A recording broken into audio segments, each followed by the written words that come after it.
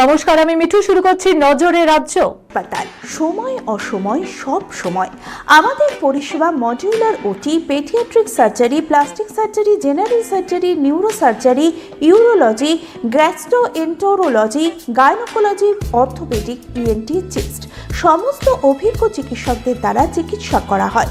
সর্বোন্নত ICU, HDU, pathology, সমস্ত রকমের USG, CT scan, X-ray, FNAC, biopsy, tapping. শুধুমাত্র আমরাই পারি স্বল্প মূল্যে অত্যাধুনিক প্রযুক্তির চিকিৎসা। কলকাতা ও হায়দ্রাবাদের বিশেষজ্ঞ চিকিৎসকদের সুপরামর্শ, নিজস্ব ফার্মাসিতে 20% ছাড়ে ওষুধ। প্রতি রবিবার প্রসূতি মায়েদের বিনামূল্যে ইউএসজি পরিষেবা। ঠিকানা লেক ভিউ হাসপাতাল, লালদিঘি মোহনা বাসস্ট্যান্ডের পিছনে, বহরমপুর, মুর্শিদাবাদ। বেআইনি নির্মাণ রুখতে কড়া অবস্থান নিয়েছে কলকাতা পুরসভা। পুরসভার বিল্ডিং বিভাগের সাম্প্রতিক পরিসংখ্যান বলছে, গত 2 বছরে শহর জুড়ে মোট 850টি অবৈধ নির্মাণ ভেঙে ফেলা হয়েছে।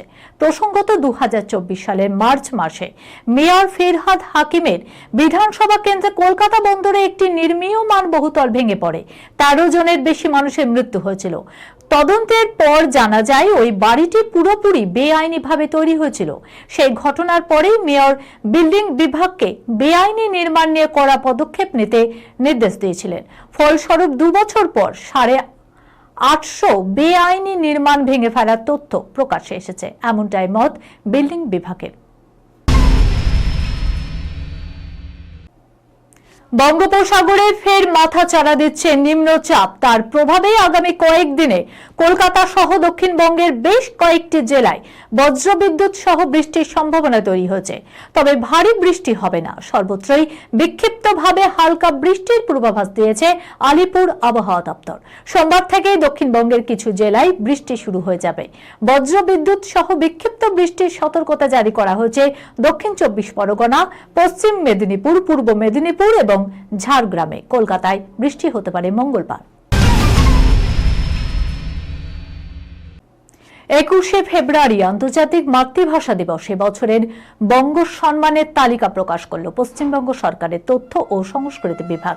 সেনে দুনিয়ায় অবদানের জন্য 26 সালে বঙ্গভূষণ সম্মান পাচ্ছেন পরমব্রত চট্টোপাধ্যায়।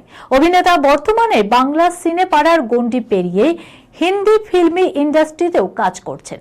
অভিনয়ের পাশাপাশি পরিচালক হিসাবেও নিজের দক্ষতা প্রমাণ করেছেন পরমব্রত চট্টোপাধ্যায়। আর সেই প্রেক্ষিতে চলতি বারে বঙ্গ সম্মানে ভূষিত করা হচ্ছে তাকে। অন্যদিকে গানের জগতে অসামান্য অবদানের জন্য বঙ্গভূষণ পাচ্ছেন সঙ্গীত শিল্পী শ্রীরাধা বন্দ্যোপাধ্যায়, নচিকেতা চক্রবর্তী, লোপামুদ্রা মিত্র, বাবুল সুপ্রিয়, এছাড়াও আরো অনেকে রয়েছে সেই তালিকায়।